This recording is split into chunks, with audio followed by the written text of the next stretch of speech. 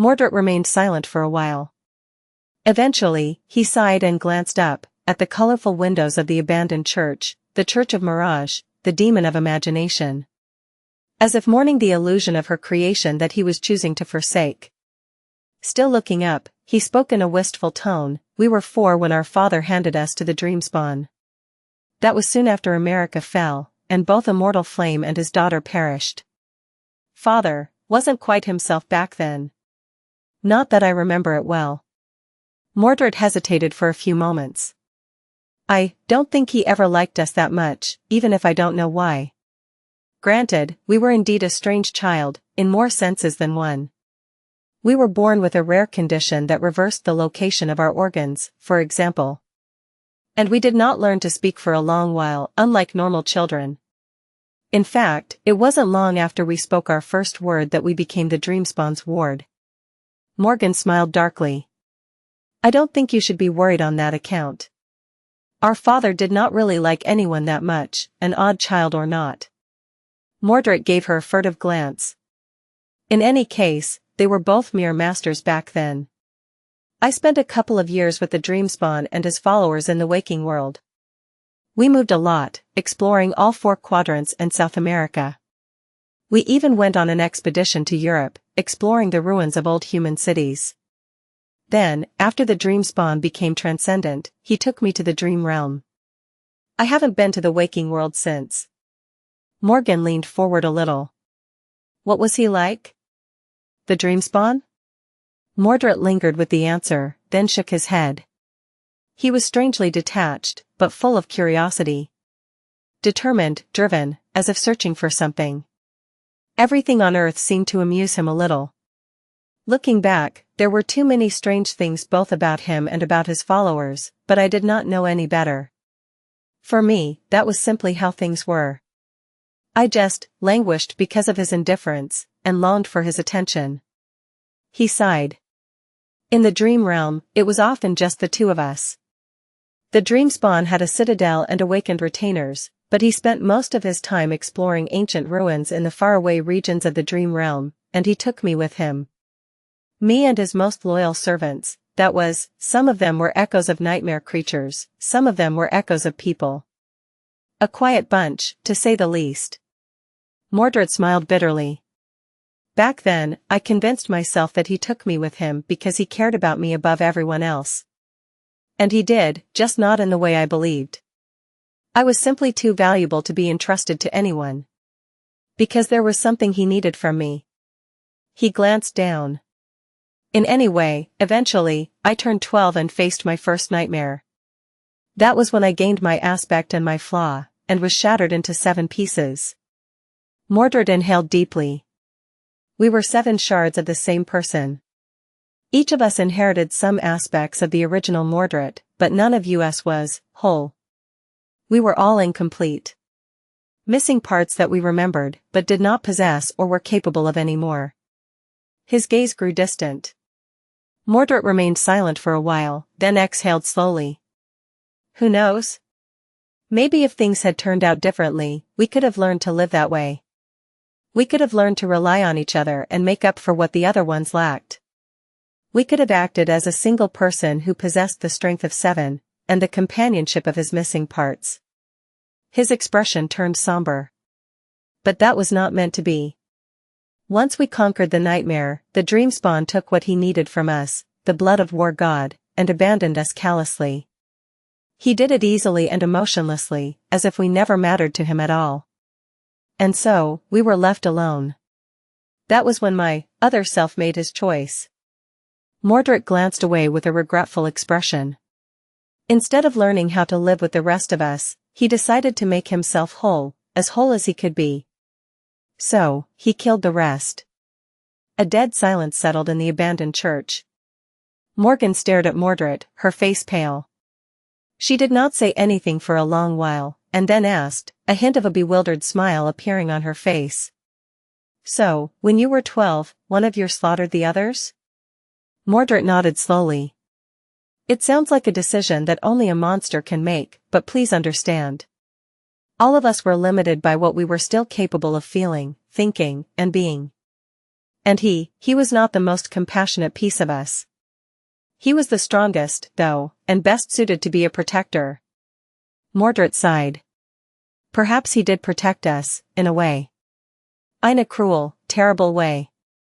He killed the other 5 and absorbed them, regaining as many parts of the original Mordret as he could and coming very close to becoming a complete person once again.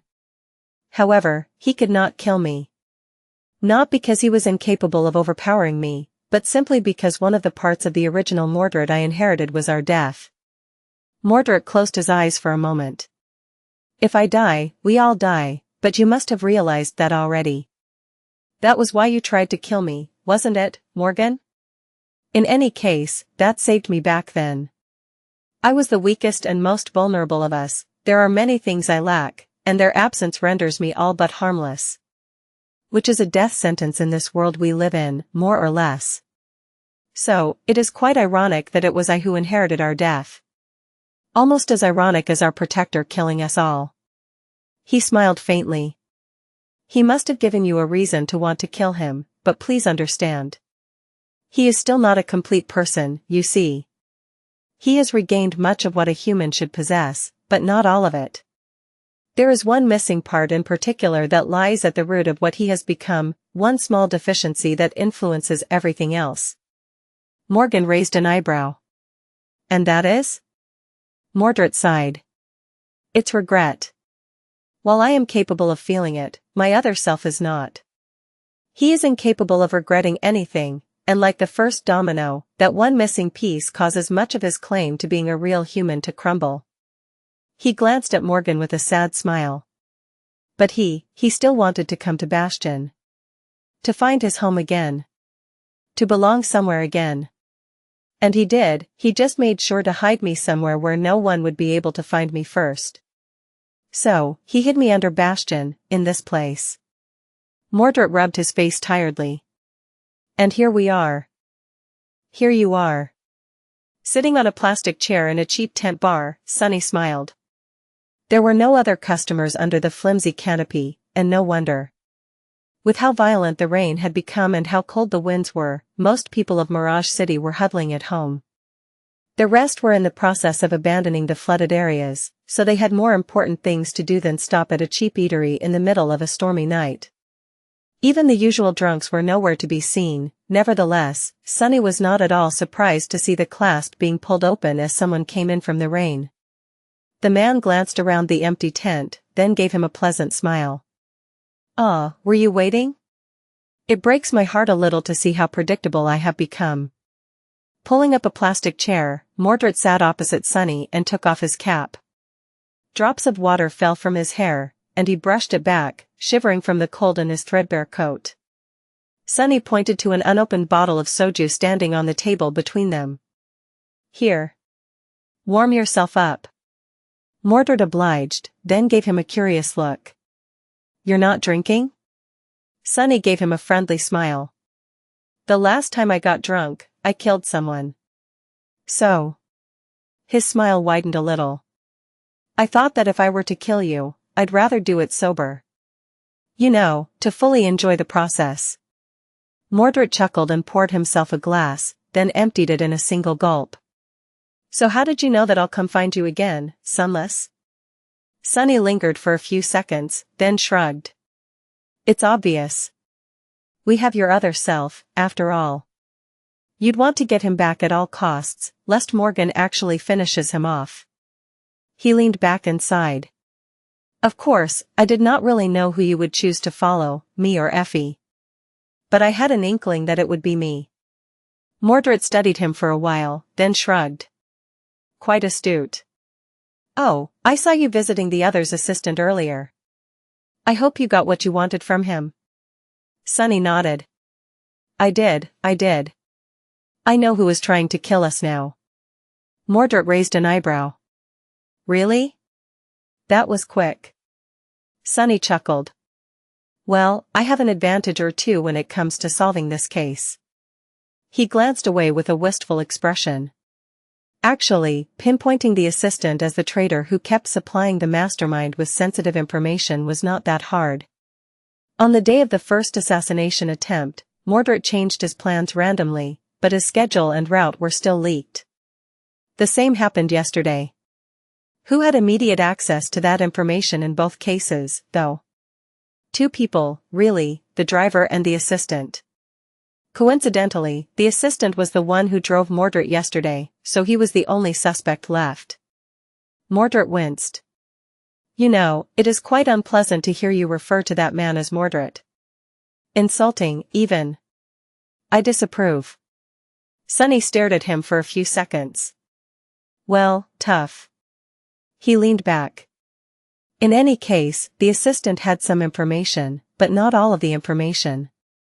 Getting it out of him was not too hard, and piecing it all together wasn't too difficult either, not because I am a genius detective, but because I know more than people in this city know.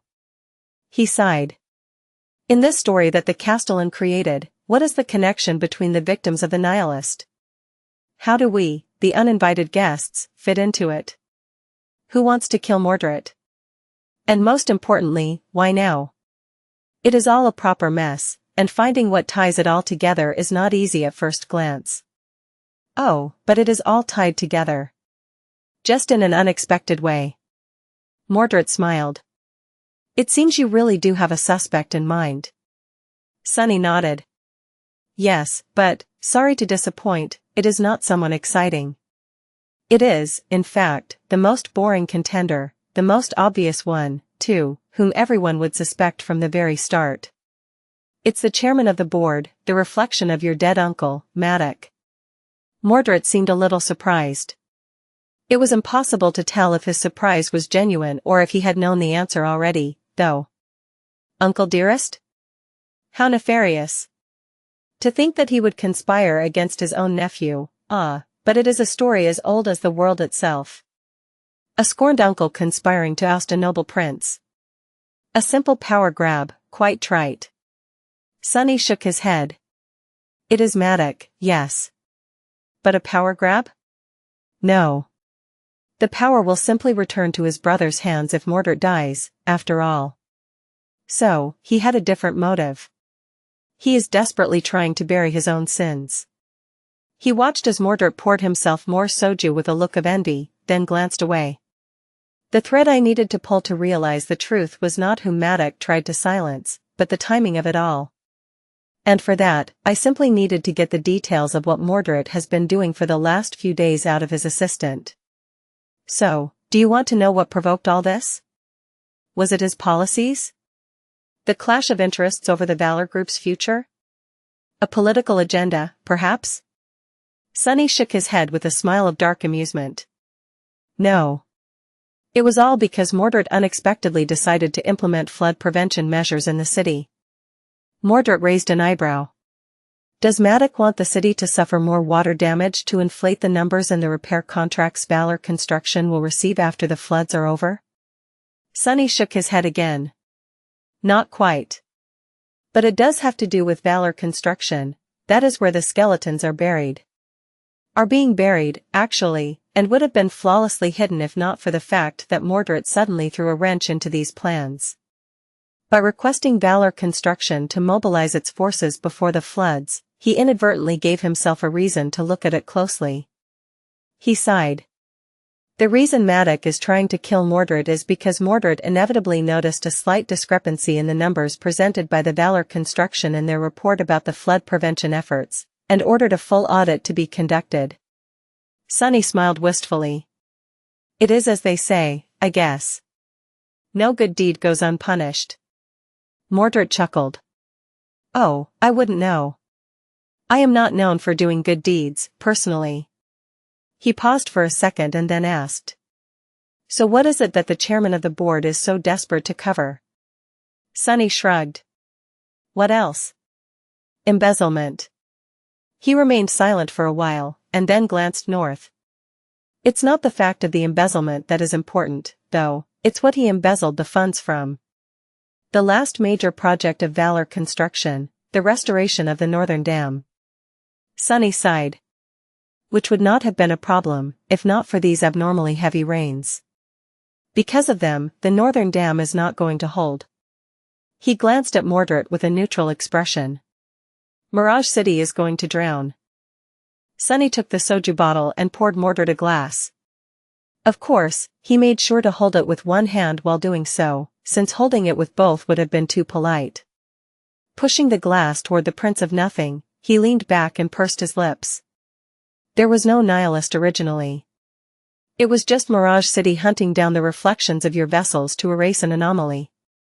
Things have changed after the rest of us arrived, and now, these murders have an actual explanation. Funnily enough, there is still no nihilist anywhere out there. The terrifying serial killer terrorizing the entire city does not exist. Sunny shook his head with a resentful expression. He is just a cover story Maddox has concocted to direct everyone's attention away from the truth. And the truth is that these people were killed by professionals he had hired to silence them, to tie up loose ends. Just like he hired enforcers to kill his nephew and us. The missing eyes are just a red herring, whatever the hell a herring is, meant to distract the public. He sighed. If you study the backgrounds of the victims, all of them have a connection to the Valor Group. The owner of a building company handling several contracts with Valor Construction, an archivist from an enterprise that provided outsourcing services to the Valor Group, a security guard who was recently reassigned from the renovation site, and so on.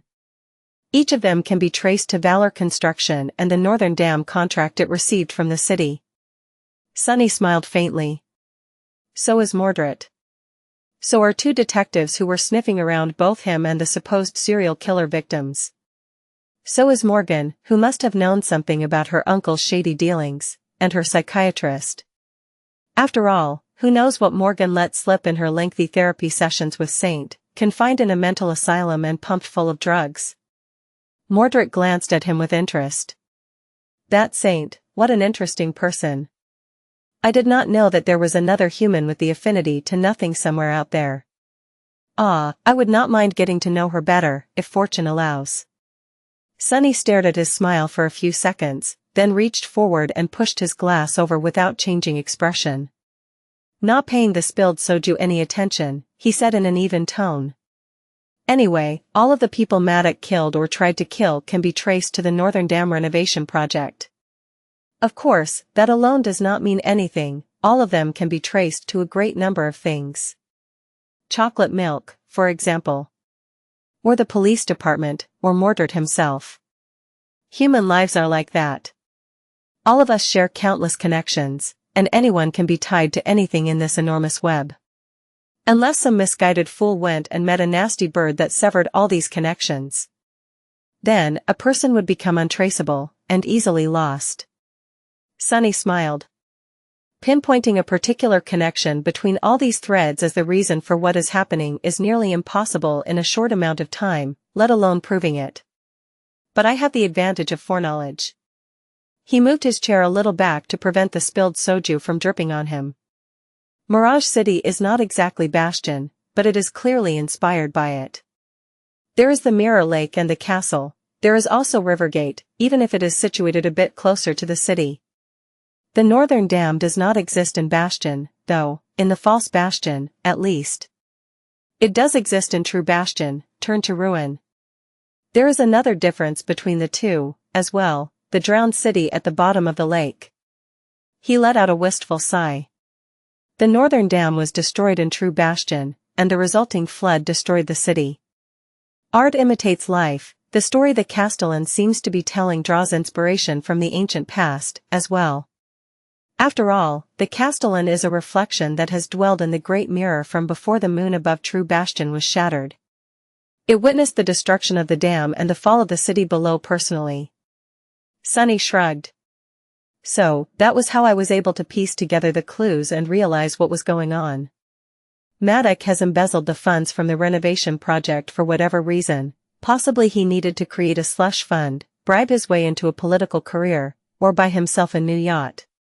In any case, the work Valor Construction performed on the dam was shoddy at best, perhaps even harmful. Now, the entire city is in jeopardy, and he is silencing everyone who can expose his guilt. Mordred chuckled. Excellent detective work, Sunless, no, truly, 1 a.m. impressed. You did not exactly have a lot of time to investigate the case, And half of it has been spent fighting hired killers and surviving lethal car crashes. How exciting! It is almost like the old detective stories I used to read as a kid. Sunny was a little disturbed by that statement, reminded that Mordret too had been a human once. He grimaced. Thank you. Being a detective is quite a new experience for me, but I know a thing or two about crime. I have not always been a law-abiding citizen, after all, so, know how criminals think. He took a deep breath, then glanced at Mordret.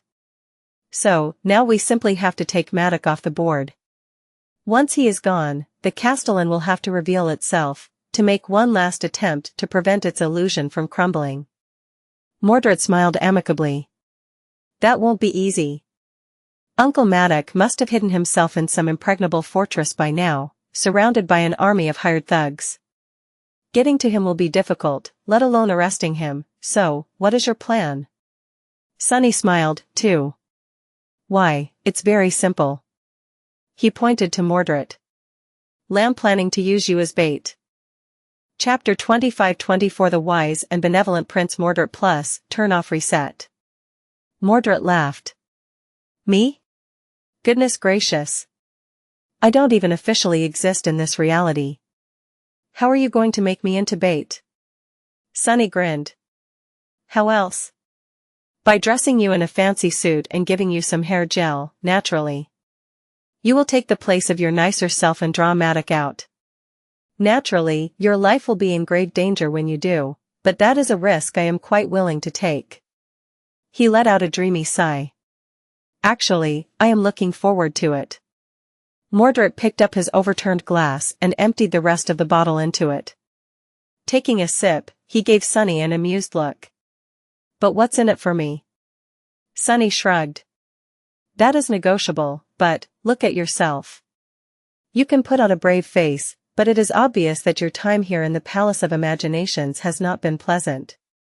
I don't think I ever saw you in such a sorry state. Staying alive while the entire Mirage City is hunting you has not been easy, has it? So are you really in a position to make demands? Mordret laughed. He savored his drink, then gave Sunny a curious glance. Have you really not entered the Great Mirror to kill me? Sunny grimaced, uncomfortable with having to answer that question. It threatened to reveal too much of his secrets to Mordret, which was never a good thing. I did not even know that you could be killed outside a soul duel before meeting your better half. So, no. Mordret considered something for a few moments. But now that you know, you probably would not mind killing me. Isn't that the case? Damnation. Sunny let out a frustrated sigh. Sure. There are too many reasons to kill you, and too few to keep you alive. Please don't take offense, actually, please do. I meant it as an insult. Mordret chuckled and finished his drink in one gulp. Well, you are wrong. The reasons to keep me alive might be few, but they outweigh the myriad reasons to be rid of me that you and Changing Star seem to have. In fact, forget about why you came here. Why do you think I came here, Sunless? Sunny frowned.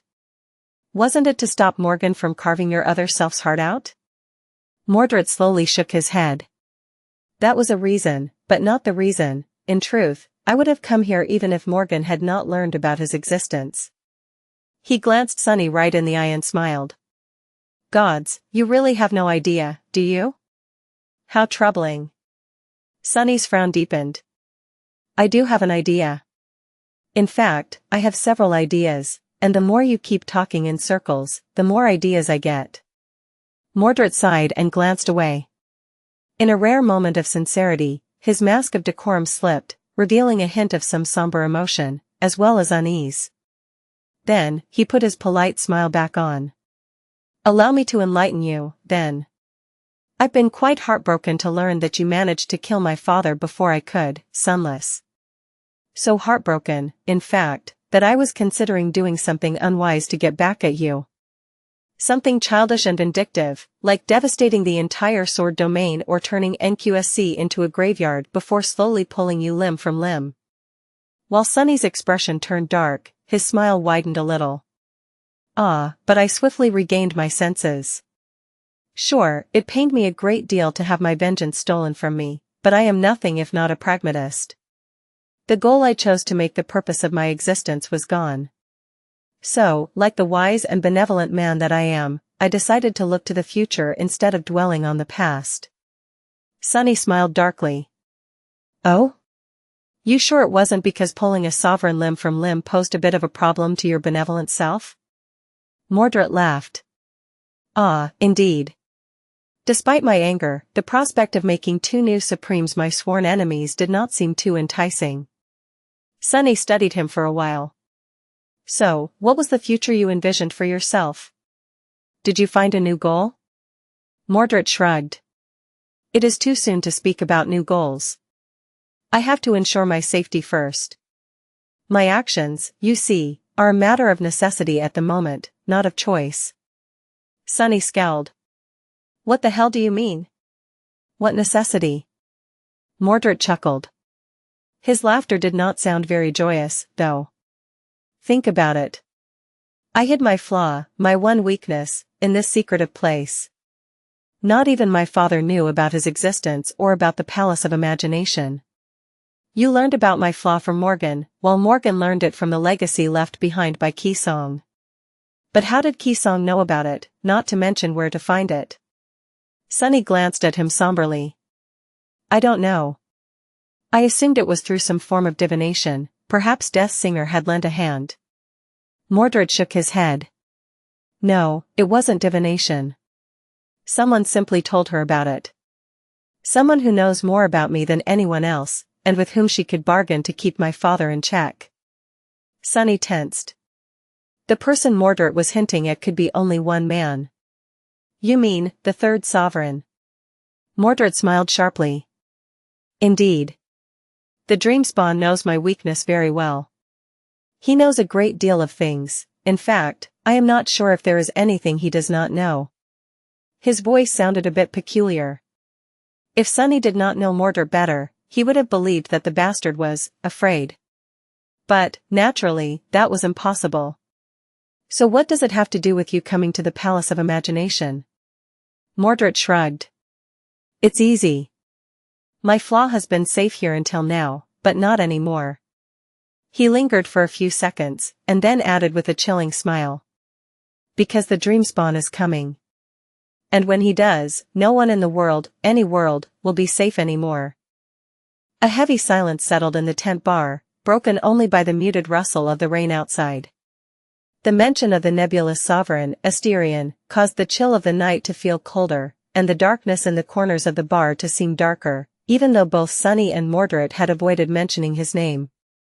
After all, those who knew of his existence all believed that the Dreamspawn could hear his name being spoken aloud, no matter where and when it was spoken. Even knowing about him could attract his attention. Sunny smiled crookedly. The Dreamspawn, oh my, what a scarecrow. He leaned back, relaxing on his plastic chair, and shrugged. I've been hearing scary stories about this man for decades now. But is he really that frightening? From what I could tell, his only claim to glory was joining your father in betraying Broken Sword. Even then, they just barely managed to kill him. Mordred shook his head. I think you misunderstand something, Sunless. It wasn't that the Dreamspawn joined my father. My dear father only dared to turn on Broken Sword because he had struck a deal with the Dreamspawn. Which, albeit it pains me to admit, is not at all an indication of my father's weakness. Rather, Broken Sword was that much of a monster. He smiled pleasantly. I should know. After all, I was the price my father paid to ensure the Dreamspawn's support. And because of that, Broken Sword ended up dead despite all his dire power. He shrugged. You are quite a treacherous person yourself, Sunless, so you should know that the means one uses to achieve victory do not matter too much. The only thing that matters is who is left standing at the end of the battle. That is the only true measure of power. The Dreamspawn might have used cunning and treachery to kill Broken Sword, but he still killed him. Which means that, in the end, he was a deadlier monster. Sunny could not argue that point. Still, he felt reluctant to agree. Sure, cunning and deviousness are a part of one's power. But what of it? How diabolical that guy could have been if he ended up being outplayed and trapped on the moon by his allies. He smirked. Gods. Who's to say that he is still alive, even? That mysterious boogeyman everyone seems to be terrified of might have died years ago. There is a Category 6 gate on the moon, after all, or maybe something even more unfathomable. Which means that there is an unholy horror guarding that gate. Even if the nature of the waking world is suppressing its powers, I find it hard to believe that your Dreamspawn has survived decades in the domain of an unholy nightmare creature. Mordret smiled faintly. Oh, he's alive. Of that, I have no doubt. He glanced at Sunny with a peculiar darkness hiding in his gaze. And the two of you, you and your own Dreamspawn, have made a deadly mistake. I cannot in good conscience blame you, though, in truth, his return became inevitable the moment the King of Swords and the Queen of Worms fell. Do you think that he is staying on the moon of his own free will?